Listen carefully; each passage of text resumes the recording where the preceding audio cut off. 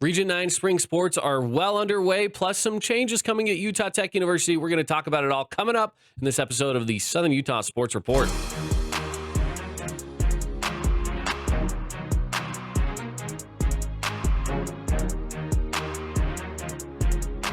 Welcome back on in, everybody, to the Southern Utah Sports Report. My name is Kaden Formaster. Thank you so much for joining me on the show today. And thank you for subscribing to the podcast, wherever it is that you find your podcast, whether you're subscribed through the Fan Sports Network YouTube page, where you're watching all of our live streams and all of our other videos and content that we have there. We appreciate you there. Or if you're listening on your favorite podcast app, wherever it is, we're just glad you're here. All right.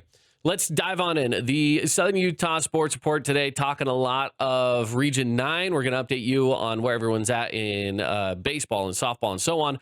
Plus some big news coming out from Utah Tech, so make sure to stick around for that because there's some big changes happening in the athletics over there, and we'll get into the specifics of that coming up in just a little bit. But first, let's go back to last night. Last night, as a crew, the Fan Sports Network was broadcasting a game between Dixie and Snow Canyon, and this has to be arguably one of the crazier games that I have seen in a long time. Now, I was not on the broadcast, but I was at home watching on our YouTube stream, and it was just a straight up, it was a wild game. I don't know how else to put it. This game was insane. It had a little bit of everything in terms of drama.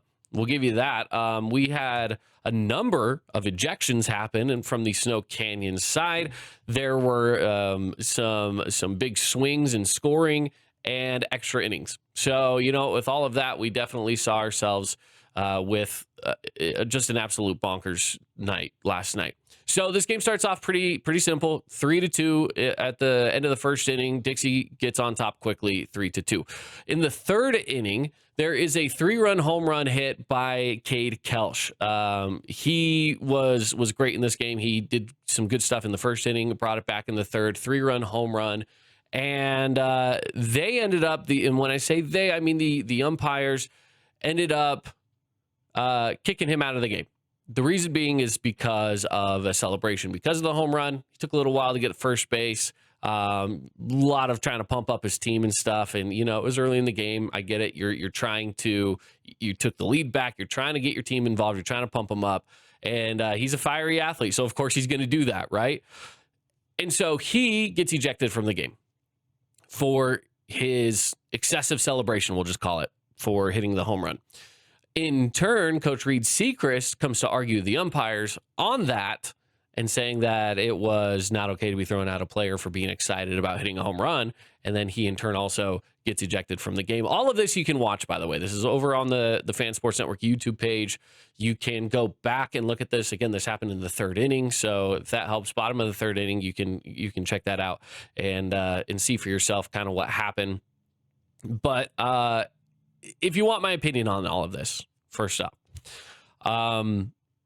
I am of the opinion that I don't care if you celebrate as long as you're not taunting the other team.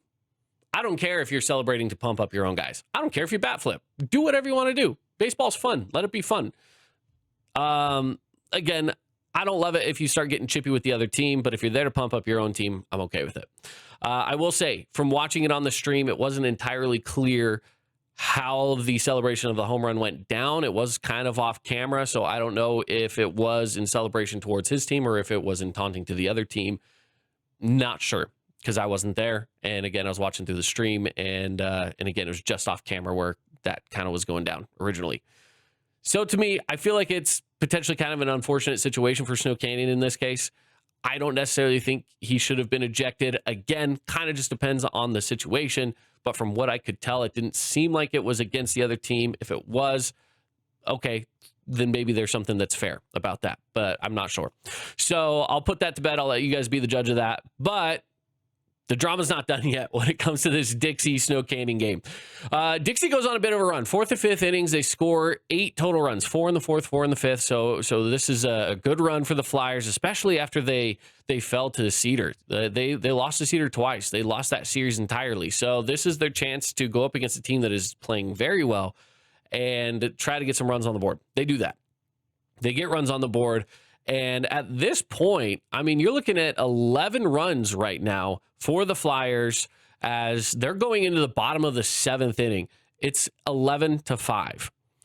So Snow Canyon comes back. They fight back, and it's now a close game to where Snow Canyon has the bases loaded, and there is a home run hit from Snow Canyon, clears the bases, it wins them the game, and it gets called back. It gets called back because Dixie's pitcher balked. They called the balk, which then in turn means that pitch is invalid, which then means the home run is invalid, which then means the game winner is invalid. And it's a chain reaction because they call the balk, which then led to another ejection from the Snow Canyon side because, according to them, they had just walked it off. They just won the game. But as much as I hate it, and I do hate it because I'm just like, man, I love big moments. A walk-off grand slam, I love that. So to have it be brought back because of a balk is so unfortunate. But if the umpire called it before the pitch was thrown and before the swing of the bat, it is what it is. It is the correct call. I don't like it, but it's the correct call. If he did balk, you bring it back. It's the way it goes. Now, you do advance the runners. One run will come in to score, but the grand slam is nixed, which unfortunate for Snow Canyon because then they don't get the walk-off win. They send it to extra innings. Dixie gets a couple runs in the 8th. Snow Canyon can't close it out. Game over. Dixie wins. It is what it is. I feel really sorry for Warrior fans. That's kind of unfortunate. You guys had a win and it got brought back because of a mistake from the Dixie side. Like, that sucks. It sucks. It's not good. And ultimately, though, that's just the rules of the game. I hate to see it end that way. And I'm not saying that I don't want to see Dixie win. I think that they absolutely played a phenomenal game. That was a great game from the Flyers. So I'm not saying that. I think they deserve to win. Honestly, they played just as good of a game as Snow Canyon did. Snow Canyon had a great 7th inning where they had a great comeback, right? And that's also to say it goes along with all of the all the stuff that happened from the 3rd inning on. In the 3rd inning, having a player and your coach kicked out as well. To bounce back in the 7th, do what they did was great. But the consistency from Dixie was also great. So ultimately, it was just it was a great game to watch from a fan's perspective. I'll say that because I was not in the broadcast booth. A fan's perspective, kind of fun. It was kind of a fun game, but I can understand that it was maybe a frustrating game from maybe even from both sides. But for Dixie, it's a good first win in region play. Great win for them. They are now at 11-5 on the season. Snow Canyon is 13-3. And I think this just paints a picture of what we're in for the remainder of this baseball season and through the month of April.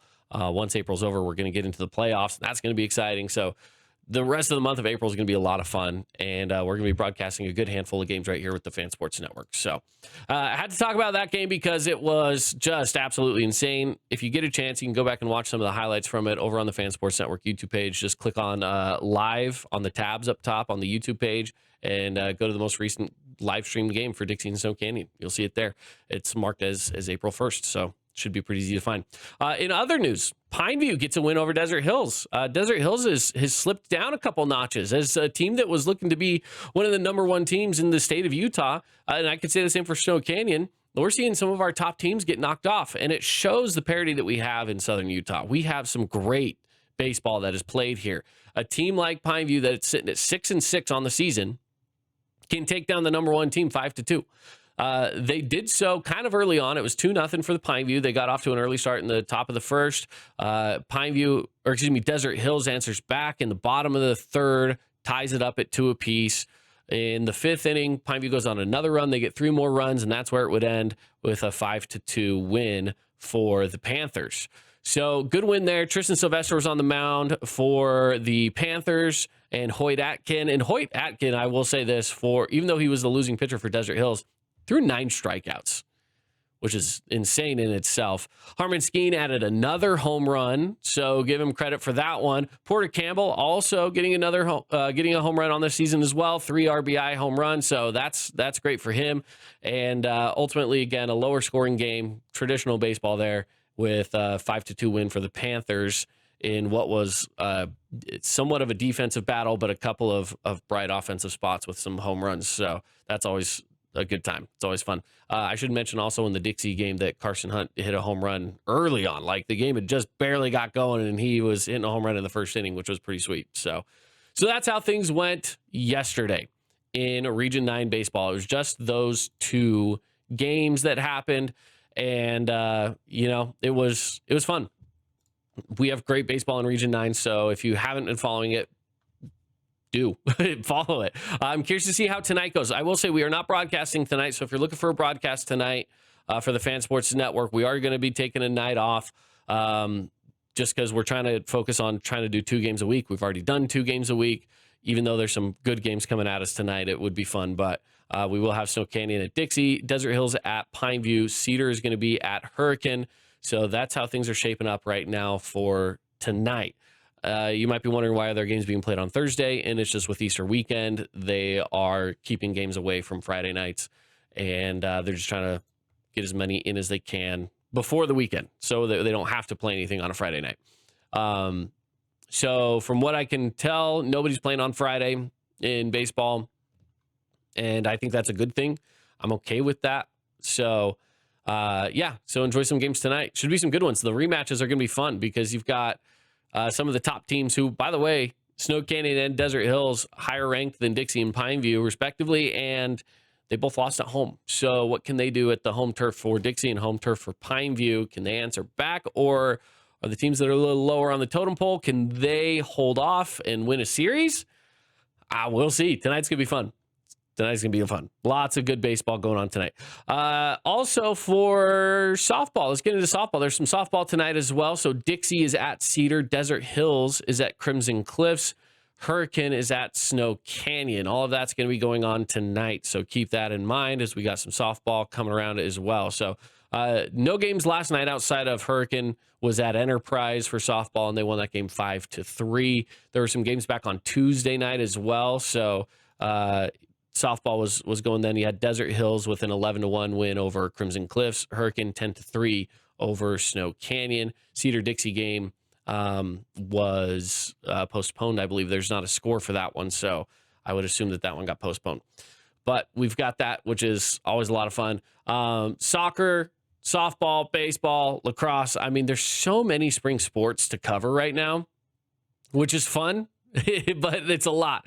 So we're going to try to run through a little bit of it here tonight or today and talk about what's going on. No games tonight in boys lacrosse. I should throw out some boys lacrosse here. So no games tonight. There were some last night, however. Hurricane got a win over Cedar 10-8. Dixie, Canyonview went head-to-head. Dixie getting the win there 7-3. And then 8-7 win for Snow Canyon over Crimson Cliffs. In fact, if you look on our social media pages, you'll see our Jimmy John's highlight of the week was most recently a boys lacrosse highlight. So that was cool. We'd love to see more of those. So if you have some highlights of whatever sport and whatever age group, we even had our last month winner, which so we have highlights that come out every single week, and we can post multiple a week. That's not a question, but we take some of those selected highlights that we post, put them into a poll as our top 4 highlights from the month, and then those get voted on, and whichever highlight wins, the team that's involved with that highlight gets a free lunch catered from Jimmy John's. Last month, it was a 5th grade basketball team. So you can send in highlights from any sort of level of sports, and we're going to honor that, whatever it is. So it's Hurricane basketball that got Hurricane 5th grade basketball that got the highlight of the week, which is pretty awesome. So with that said, send in your highlights. It could be baseball, softball, lacrosse, soccer, whatever's going on right now. Send it in. Send it in, and we'll see what we can do with it, and we'll try to get some things up and running for us. So that's always fun. What else we got going on tonight? So we talked softball, boys soccer, some soccer games going on tonight. Crimson Cliffs is at Pineview. Desert Hills is at Dixie. Hurricane is at Snow Canyon. No girls lacrosse tonight. Boys volleyball is going on tonight as well. Desert Hills at Crimson Cliffs. Snow Canyon is at Dixie. Pineview is at Hurricane. Those are all the games going on tonight. So it's a big slate of games tonight in all different sports, which is going to be a lot of fun. Yeah, it's going to be great. I think I mentioned, yes, boys soccer. We already got that out of the way. So I just want to make sure I'm covering all my bases if I can, which is tough to do. There's so many spring sports. So if I miss something, feel free to let us know, and we'll try to cover everything that we can when we can, of course. All right, let's move on. So that's how high school sports are wrapping up. I want to move to the college level. Utah Tech. There's some big news coming out of Utah Tech today. I want to make sure that we get to it. So there's an announcement that came to me this morning, and I will read it for you. This is the press release from Utah Tech University saying that they are announcing changes in the women's basketball leadership. Here's what it says. Utah Tech University Director of Intercollegiate Athletics, Ken Beezer, announced on Thursday that women's basketball coach JD Gustin will not return to the program for 26-27 season. And he says, quote, "We are grateful for the dedication and leadership Coach Gustin has shown over the past 10 years. His commitment has left an indelible impression upon our women's basketball program and established a solid foundation for future growth. We wish him and his family the very best." So there you go. That's a little bit of an update for Utah Tech as Coach Gustin's out. So that means I guess Utah Tech is now going to be looking for a women's basketball coach. I'm curious to see what happens with Coach Gustin because, his daughter is a fantastic player for Pineview High School, Reese Gustin. And I believe she was planning on going to Utah Tech University. I don't know if he's going to get another job somewhere else and she'll maybe follow along and move wherever he's going. But for the Gustin family in general, hopefully you got some good things cooking, and best of luck, whatever the future holds for you guys and for Coach Gustin and for the family. Hopefully, whatever it is that's coming your way is good stuff. So we definitely wish you guys the best. Speaking of Utah Tech athletics, Utah Tech baseball is having quite a fantastic season. They got off to a hot start in about mid-February, and they just haven't really taken their foot off the gas. They've won some and lost some as of recent. But looking to bounce back, they've got Sacramento State. That's going on tonight at Bruce Hurst Field right here in St. George. So they've got a 3-game series, Thursday, Friday, Saturday, and that's all against Sacramento State. They actually have a game as well on Tuesday next week. That's going to be taking on Utah. So if you want to catch some baseball against University of Utah, that's also going to be here at Bruce Hurst Field. So their next away game isn't until April 17th. They've got a good homestand coming up for the next few weeks, which is great. You're going to see teams like UNLV, Washington State, Utah, as I mentioned. So some bigger programs coming into town before they head on the road. They're going to be in Utah County with Utah Valley in a 3-game series, and then they're going to take on BYU as well. That's coming up in the middle of the month, in the middle of April. So keep that in mind. Some good baseball coming up. They don't wrap up their season so their final game is May 16th against Abilene Christian. That's going to be senior day right here in St. George. Then the WAC baseball tournament, going to be in Mesa, Arizona. That starts on May 20th. So we've got some time until WAC baseball hits the tournament. So it'll be good. We've got some good baseball cooking right now in Southern Utah with Utah Tech. They've been phenomenal. So just keeping that in mind. A lot of other great Utah Tech athletics for spring sports, so keep those locked in. And same goes for SUU. Make sure you're following along with what they've got going on in their spring athletics. Coming up in a future episode, we're going to be talking about Utah Jazz, Utah Mammoth. Mammoth look to be locked in for the playoffs, which is exciting. So Mammoth in the playoffs, Jazz are definitely not. So we'll see how that goes. They might be more in, we're looking at draft talks in the future for Utah Jazz. For the Mammoth, though, it's about a playoff push, which is exciting. So, all right, that's going to do it. We're wrapping up there for today. Thank you for joining me in the Southern Utah Sports Report. And until next time, we'll see you.